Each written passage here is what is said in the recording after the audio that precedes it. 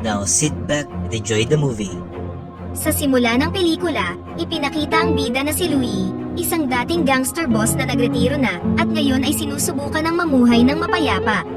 Kahit na siya'y 50 anyos na, ayaw niyang tinatawag siyang lolo o sa kanyang tunay na pangalan. Gusto niyang tawagin siya sa kanyang palayaw na Mr. Six. Sa kabila ng kanyang nakaraan, iginagalang ng mga tao si Mr. Six, at makikita ito sa kung paano nila binabati ang matanda sa tuwing naglalakad siya sa umaga. Habang naglalakad, nakarinig siya ng kaguluhan mula sa direksyon na kanyang dadaanan. Dahil sa pagkamausisa, naglakad siya papunta sa mga tao upang tingnan kung anong nangyayari. Lumalabas na nakikipagtalo ang isang pulis sa isang matandang street vendor na nagngangalang Jow, na dating kasamahan ni Mr. Six. Naging mainit ang kanilang pagtatalo hanggang sa puntong sinampal ng pulis si Jow sa harap ng lahat. Nang makitang involved ang dati niyang kanang kamay, tinanong ni Mr. Six ang pulis kung ano ang nangyari. Sumagot ang pulis na marahas na tumanggi si Jow nang kukunin niya na ang kanyang kariton. Ikinatwiran din niyang walang lisensya si Jow para magnegosyo doon at normal lang na kumpiskahin ang kanyang kariton ayon sa batas. Nang marinig ito, mas lalong nagalit si Jow at sinira pa ang sasakyan ng pulis. Ngayong alam na ni Mr. Six ang punot dulo ng kaguluhan, hinikayat niya si Jow na hayaan ang pulis na kunin ang kariton. Binigyan niya din ng pera ang mga pulis bilang kabayaran sa pinsala sa kanyang sasakyan, at hiniling ding maging patas ang pulisya. Dahil sinampal ng pulis si Jow, gusto ni Mr. Six na magpasampal din siya. Sinampal niya ng malakas ang pulis gaya ng natanggap na sampal ni Jow. Agad na namutla ang mukha ng pulis, ngunit ipinaalam ni Mr. Six na hindi niya sinasadya ang kanyang mga sinabi. Hiniling niya sa pulis na kontrolin ang kanyang galit at huwag gumamit ng dahas sa tuwing siya'y nahaharap sa gulo, dahil hindi lahat ng problema ay kayang lutasin ng karahasan. Dahil dito, umalis ang pulis sa lugar habang kinukutsa siya ng mga tao. Kinabukasan, tinulungan ni Mr. Six si Jow sa paggawa ng kanyang bagong kariton. Habang sila'y nagtatrabaho, napag-usapan nila ang tungkol sa anak ni Mr. Six na si Xiaobo, na hindi niya na nakita sa nakalipas na kalahating taon matapos itong lumayas sa bahay. Pinayuhan ni Jow si Mr. Six na hanapin si Xiaobo dahil nag-aalala siya na baka maling landas ang piliin ng bata. Ngunit tumanggi dito si Mr. Six na para bang wala na siyang pakialam sa kanyang anak. Nang dumating ang hapon, nakatanggap ng tawag si Mr. Six mula sa pulisya, at ipinaalam na ang isa sa kanyang mga kaibigan na nagngangalang Scrapper ay naaresto. Kung gusto niyang makalaya ang kaibigan, kailangang magbayad ng piyansa ni Mr. Six. Nagpasya siyang pumunta sa salon na pagmamay-ari ng kanyang kaibigan na si Zina, upang manghiram ng pera sa kanya. Matapos makuha ang pera, pumunta si Mr. Six sa istasyon ng pulisya upang palayain si Scrapper, na dating miyembro ng gang na kanyang pinapatakbo noon. Sa tulong ni Scrapper, nakuha niya ang address ni Xiaobo, at lumalabas na nakatira na siya ngayon sa isang apartment. Kahit tila wala na siyang pakialam sa anak, nag-aalala pa rin si Mr. Six para sa kinabukasan ni Xiaobo. Nang sumunod na araw, pumunta si Mr. Six sa address na ibinigay ni Scrapper na may dalang isang kahon ng pagkain. Pagkatapos, naglakad siya palapit sa pintuan at kumatok, umaasang pagbubuksan siya ng kanyang anak. Pagkatapos ng ilang sandali, bumukas ang pintuan ngunit hindi si Xiaobo ang sumalubong kay Mr. Six, kundi ang kanyang kaibigan. Lumalabas na wala sa apartment si Xiaobo dahil nahaharap siya sa isang malaking problema. Ilang araw na ang nakakalipas, umuwi si Xiaobo na bugbog sarado ang mukha, at mas malala ang nangyari sa kanya kagabi nang kidnapin siya ng ilang kalalakihan. Nirecord ng kanyang kaibigan ang pangyayari at ipinakita ang video kay Mr. Six. Gayunpaman, ang video ay hindi nagbigay ng anumang impormasyon kung saan hahanapin ni Mr. Six ang kanyang anak. Kaya naman, pinuntahan niya ang ilan sa mga kakilala ni Xiaobo upang makakuha ng ibang impormasyon. Nalaman niya sa mga ito na nililigawan ni Xiaobo ang dating kasintahan ng street racing gang leader. Ang gang leader na si Chris ay nagalit nang malamang inagaw ni Xiaobo ang kanyang kasintahan, kaya binugbog niya ito ng paulit-ulit. Ngunit gumanti ang maiiniting ulo na si Xiaobo, sa pamamagitan ng pag-scratch sa mamahaling sasakyan ng gang leader, kaya nagdesisyon si Chris na dukutin si Xiaobo. Inutusan niya si Xiaobo na ayusin ang kanyang sasakyan sa loob ng 3 araw, at kung hindi niya ito magagawa, kailangan niya itong pagbayaran gamit ang sarili niyang buhay. Mas lalong nag-alala si Mr. Six nang malaman ang nangyari. Patuloy siyang naghanap ng impormasyon sa ibang tao upang malaman ang kinaroroonan ni Xiaobo ngayon. Sa huli, nagbunga ang kanyang pagsisikap nang mahanap niya ang isang nakasalaming lalaki na miyembro ng gang ni Chris. Nagpakilala si Mr. Six at nagpanggap na delivery guy upang hindi siya paghinalaan. Sa sandaling nakahanap siya ng pagkakataon, hinawakan niya ang kawawang lalaki sa lalamunan at tinanong kung nasaan si Xiaobo. Sa takot na mamatay, wala nang nagawa ang lalaki at sinabi kay Mr. Six ang lahat ng kanyang nalalaman. Pinaalam ng lalaki na malugod niyang sasamahan si Mr. Six kung saan nila ikinulong si Xiaobo. Ngunit habang papunta na sa lugar, biglang nahilo si Mr. Six dahil sobrang bilis ng pagmamaneho ng nakasalaming lalaki. Habang si Mr. Six ay lumalanghap ng sariwang hangin, isang sports car ang biglang huminto sa kanyang harapan. Lumalabas na ang driver nito ay walang iba kundi si Chris. Nagkatitigan sina Mr. Six at Chris na wala man lang sinasabi sa bawat isa. Hindi nagtagal, tuluyan ang pinaatras ni Chris ang kanyang sasakyan at umalis na sa lugar. Nang makakita ng oportunidad para makatakas, sinundan ng nakasalaming lalaki si Chris at iniwang mag-isa ang matanda sa kalsada. Kinaumagahan, habang kumakain ng almusal si Mr. Six kasama ang kanyang mga kaibigan, nakatanggap siya ng payo mula kay Zina at Scrapper. Iminungkahi ni Zina na isumbong ang kidnapping sa mga pulis, ngunit iginiit ni Scrapper na dapat niyang tapusin si Chris at iba pa niyang kasamahan. Subalit hindi tinanggap ni Mr. Six ang dalawang ideya, at sa halip, hiniling niyang maghintay sila at hayaan siyang ayusin ang mga bagay sa sarili niyang pamamaraan. Sineryoso ni Mr. Six ang kanyang mga sinabi dahil pagkatapos nito, mag-isa siyang pumunta sa hideout ni Chris. Nakiusap siya kay Chris na hayaan siyang makita si Xiaobo at hindi inaasahang pinagbigyan siya ng gang leader. Maya-maya, pinalabas ni Chris si Xiaobo upang makita siya ni Mr. Six. Ngunit sa halip na matuwa, nainis si Xiaobo at walang galang sa kanyang ama, kaya nagalit si Mr. Six at sinipa ang kanyang anak. Kahit ganito, gusto pa ring tulungan ni Mr. Six ang nag-iisa niyang anak at inalok si Chris ng 2,000 yuan, umaasang sapat na kabayaran na ito para sa damage sa sasakyan. Ngunit pinagtawanan lang si Mr. Six ng grupo ni Chris at sinampal siya ng isa sa mga miyembro ng gang dahil sa pag-aakalang kinukutsa sila ng matanda. Lumalabas na ang halaga ng perang inalok ni Mr. Six ay hindi sapat para maipaayos ang mga gasgas sa sasakyan. Ayon kay Chris, hindi bababa sa 100,000 yuan ang kailangan nila at malamang ay wala nito ang matanda. Gayunpaman, kalmadong tinanggap ni Mr. Six ang kahihiyan. Sa katunayan, kaya niyang bubugin ang mga mayayabang na bata kung gugustuhin niya, ngunit mas pinili niya ang mapayapang paraan dahil na-realize niyang kasalanan ito ng kanyang anak. Kaya naman, inutusan niya si Chris na maghintay ng 3 araw para mabayaran niya ang utang ni Xiaobo. Pagkatapos makauwi, tinipon ni Mr. Six ang kanyang malalapit na kaibigan para maghapunan. Dito, ikinuwento niya ang malaking problemang kinakaharap nila ni Xiaobo. Totoo ngang nasa malaki silang gusot dahil alam ni Zina na hindi ordinaryong lalaki si Chris. Anak siya ng isang maimpluwensyang opisyal, at dahil sa kapangyarihan ng kanyang ama, kaya niyang takasan ang batas kahit pa nakapatay na siya noon. Ngunit hindi nagpasindak sa mga kwento si Mr. Six, at ang tanging iniisip niya lang sa ngayon ay kung paano makukuha ang perang kailangan niya upang maiuwi si Xiaobo. Kaya naman, binisita ni Mr. Six ang dati niyang mga kasamahan upang manghiram ng pera, ngunit sa kasamaang palad, hindi rin maganda ang kondisyon ng kanilang pamumuhay, kaya naging imposible para sa kanilang matulungan si Mr. Six. Subalit hindi pa rin sumusuko si Mr. Six sa kabila ng ilang mga pagkabigo. Sunod niyang pinuntahan ang bahay ni Matchstick, isang dating miyembro ng kanyang gang na ngayon ay isa ng matagumpay na negosyante.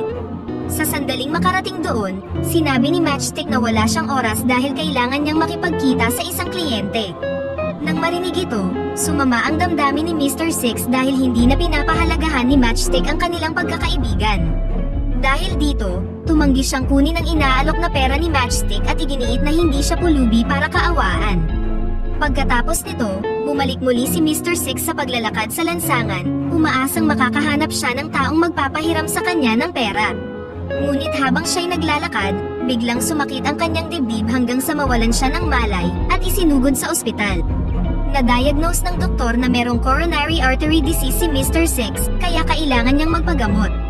Ngunit tumanggi si Mr. Six dahil wala siyang pera para manatili sa ospital, lalo na ngayong kailangan niya ang bawat sentimo para mapalaya ang kanyang anak. Nang marinig na kulang pa rin ang kanyang pera, nagbigay siya ng pera upang mapunan ang kakulangan sa pambayad. Kinailangan niyang ibenta ang salon para makuha ang pera, at handa siyang ibigay ito kay Mr. Six ngunit sa isang kondisyon. Dapat na magpa-opera si Mr. Six pagkatapos niyang malutas ang problema ni Xiaobo. Kinabukasan, Pagkatapos maligo ni Zina, nakakita siya ng isang package na naglalaman ng titulo ng lupa ni Mr. Six. Iniwan niya ito bilang kapalit sa perang ibinigay ni Zina, at sinadya niyang wag muna itong sabihin kahapon dahil alam niyang tatanggihan ito ni Zina. Samantala, si Mr. Six kasama si Scrapper ay pumunta sa car shop upang kunin si Xiaobo at para bayaran ang utang ng kanyang anak. Ngunit nasorpresa sila nang madagnang nandoon na si Zhao at inaayos na ang Ferrari ni Chris. Ang akala ni Zhao ay hindi mabubuo ni Mr. Six ang perang hinihingi ni Chris, kaya nagpa siya siyang tumulong sa pamamagitan ng pag-ayos ng sasakyan ni Chris. Ngunit na-realize ni Zhao na hindi niya kayang ayusin ang ganoong kamahal na sasakyan, at sa halip na maayos ang mga gasgas, mas lalo pang nasira ang sasakyan. Dahil dito, galit na galit si Chris nang makita ang kondisyon ng kanyang paboritong sasakyan. Ngayon, ang halaga ng pera upang maayos ang sasakyan ay nangangailangan ng karagdagang 100,000 yuan. Dahil dito, ang kaibigan ni Chris na sumampal kay Mr. Six noong isang araw ay ininsulto ang matanda habang tinuturo ang kanyang mukha. Sa pagkakataong ito, naubos na ang pasensya ni Mr. Six, kaya hinawakan niya ang daliri ng binata at binali ito, habang si Scrapper naman ay hinarap ang ibang miyembro ng gang. Sa sandaling yun, gustong maresolba ni Chris ang alitan sa pamamagitan ng isang laban, ngunit hindi muna sa ngayon. Iminungkahi niya kay Mr. Six na ayusin ang mga bagay sa isang group battle na gaganapin pagkalipas ng isang linggo. Ang mananalo sa laban ay maaaring gawin ang anumang gusto nila sa mga natalo, kabilang ang pagkuha ng lahat na meron sila. Nang marinig ito, tinanggap ni Mr. Six ang hamon, kahit alam niyang hindi na mga bata ang dating miyembro ng kanyang gang. Sa sumunod na eksena, nagpadala si Mr. Six ng liham sa dati niyang mga kasamahan at hinikayat silang tulungan siya sa laban. Ngunit gaya ng inaasahan, walang ni isa sa kanila ang tumanggap sa imbitasyon, kaya nag-alala ng husto si Zena. Muli niyang sinubukang kumbinsihin si Mr. Six na isumbong ito sa mga pulis, ngunit muling hindi pinansin ng matanda ang advice, dahil determinado siyang labanan ang gang ni Chris, kahit pa kailangan niya itong gawin ng mag-isa. Habang nagtatalo ang dalawa, biglang tumunog ang cellphone ni Zena at inutusan siyang lumabas. Lumalabas na ito ay si Xiaobo, na inihatid pa uwi ng girlfriend ni Chris sakay ng kanyang sasakyan. Isinauli din ng dalaga ang perang ibinigay ni Mr. Six noong isang araw, dahil hindi na kailangan ni Chris ang pera, ngayong reresolbahin na nila ang problema sa nalalapit na laban. Nang buksan ni Mr. Six ang package, nakita sa loob ang 100,000 yuan, at isang kakaibang sulat na hindi niya maintindihan. Nang hindi ito pinag-iisipan, itinapon niya ito sa basurahan. Ngayong nakabalik na si Xiaobo, hindi niya sinubukang mapabuti ang relasyon niya sa kanyang ama. Patuloy pa rin silang nagtatalo, dahilan para mamagitan na si Zena, at kinausap si Xiaobo. Ipinaliwanag ni Xiaobo na galit siya kay Mr. Six dahil hindi siya kailanman minahal at pinagtuunan ng pansin ng kanyang ama, kahit noong bata pa lang siya. Nang marinig ito, itinanggi ni Zena ang mga akusasyon ni Xiaobo sa kanyang ama. Kanyang pinaalam na kilala niya si Mr. Six mula noong 16 years old pa lang siya, at alam niya ang kanyang mga nakaraan at kung paano niya naabot ang kung ano siya ngayon. Maraming tao ang natatakot sa kanya, lalo na noong leader pa siya ng gang. Pero sa likod ng lahat ng yun, merong magandang side si Mr. Six kaya minahal siya ng maraming tao. Maraming pagkukulang si Mr. Six kay Xiaobo at alam niyang pinagsisisihan na ito ng kanyang kaibigan. Siguro nga ay totoong hindi na ipakita ni Mr. Six ang pagmamahal niya kay Xiaobo, ngunit alam niyang handang gawin ni Mr. Six ang lahat para sa kanyang anak. Nakiusap si Zena kay Xiaobo na patawarin na ang kanyang ama at bigyan siya ng isa pang pagkakataon. Sa kabutihang palad, handa itong gawin ni Xiaobo at pinuntahan si Mr. Six para makipag-ayos sa kanya. Sinubukan nilang mag-usap ng maayos, at kalaunan ay unti-unting bumuti ang kanilang relasyon. Nagplano din silang magbukas ng isang bar na kanilang pamamahalaan kapag tapos na ang laban nila kay Chris. Sa kasamaang palad, nang magkasundo na sina Mr. Six at Xiaobo, bumalik ang sakit ng matanda, dahilan upang dalhin siya muli sa ospital. Dito, nalaman ni Xiaobo na may sakit ang kanyang ama. Dagdag pa dito, nalaman ng doktor na mas lumalala pa ang kanyang kalagayan kumpara ng dati. Gustuhin niya man o hindi, kailangan niyang sumailalim sa operasyon kung gusto niyang gumaling. Subalit dahil sa katigasan ng ulo ni Mr. Six, tumanggi siyang magpa-opera, kahit na handang bayaran ni Matchstick ang lahat ng gastos sa ospital. Isang gabi, umalis sina Mr. Six at Xiaobo sa ospital at hindi pinansin si Zena, na patuloy silang pinapabalik. Nang makauwi sila sa bahay, nakita ni na Mr. Six at Xiaobo na sinira ang kanilang bahay. Maging ang paboritong ibon ni Mr. Six ay pinatay ng sinumang pumasok sa kanilang tahanan. Nadurog ang puso ni Mr. Six nang makita ang kalagayan ng kanyang ibon, ngunit wala na siyang magagawa sa ngayon kundi ilibing ang hayop. Hindi pa natapos ang kanilang kamalasan sa araw na yon, dahil sa kanilang pag-uwi, hinarang ang mag-ama ng mga miyembro ng gang ni Chris, at inutusan silang ibigay sa kanila ang sulat. Gayunpaman, wala siyang ideya sa kung anong sinasabi nila dahil hindi niya matandaang nakakuha siya ng anumang sulat. Ngunit hindi naniniwala ang mga tauhan ni Chris at paulit-ulit na pinapabalik ang sulat. Kung hindi sila magdadalawang isip na saktan silang dalawa. Dahil dito, napilitan si Mr. Six na labanan silang lahat at sinabihan si Xiaobo na humingi ng tulong. Ngunit bago pa makatakbo ng malayo si Xiaobo, nakita niyang bumagsak si Mr. Six matapos atakihin ng grupo, dahilan upang bumalik siya at tulungan ang ama. Nang makabalik, hindi na hinayaan ng grupong makatakas si Xiaobo sa pangalawang pagkakataon. Sa sandaling yun, ang isa sa mga gangster ay hinataw ng bakal na tubo ang likod ni Xiaobo, dahilan upang mawalan siya ng malay at magka-trauma. Nang makitang walang malay ang kanyang anak, dito na muling nagising ang kaluluwang gangster ni Mr. Six. Dinala niya si Scrapper at ang kanyang gang sa shop ni Chris para makapaghiganti. Ngunit pagkarating doon, wala nang laman ang lugar. Habang ginagalugad ang lugar, biglang nagring ang telepono. Sinagot ni Mr. Six ang tawag mula sa hindi kilalang tao, at inutusan siyang ibalik ang sulat na kanyang hawak.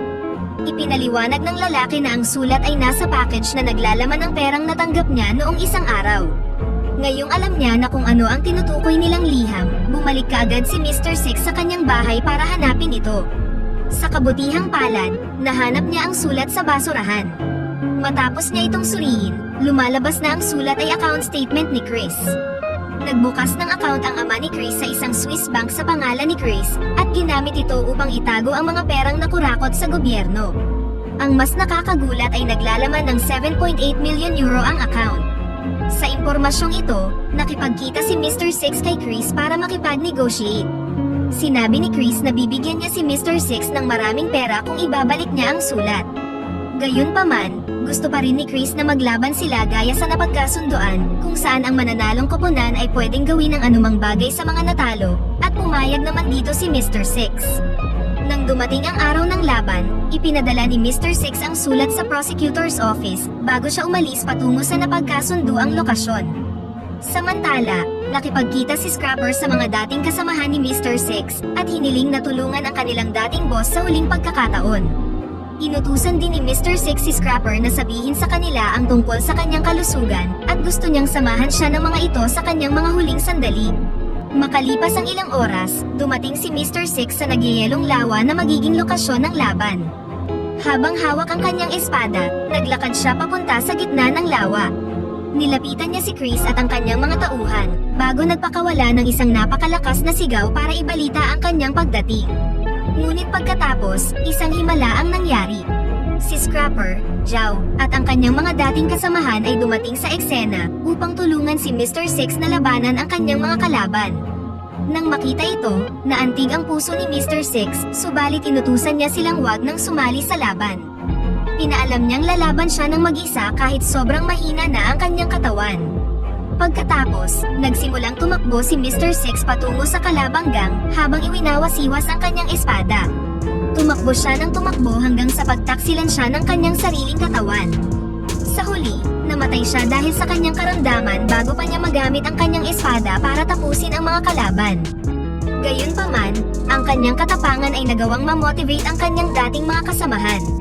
Nang makitang bumagsak ang dati nilang boss, sabay-sabay silang sumugod para palitan si Mr. Six sa laban.